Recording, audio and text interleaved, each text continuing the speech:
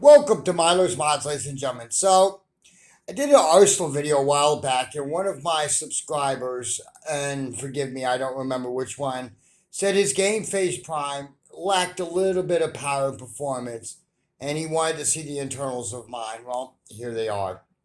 This is what I did to mine. First of all, I have a metal catch in there from Worker. Um, what I did to that was I just picked up a metal catch from like Foam Blast, and the catch spring I ended up using something like the spring off of a ballpoint pen and just cut it to length so that way the catch would work properly. Now, for the power plant, this is just a regular stock spring.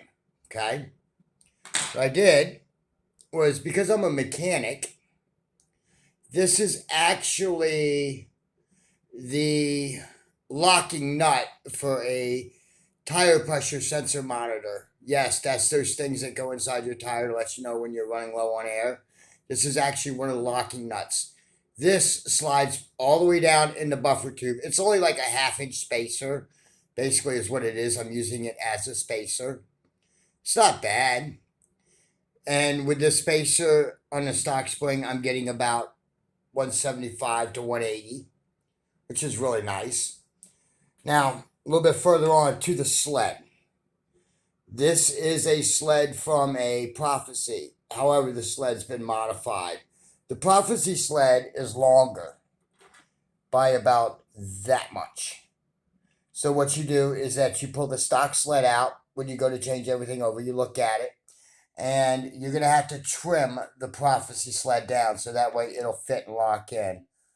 I mean, it's not really hard to do. I think I did mine with a pair of side cutters. It's not really bad, but that's what it looks like on that end.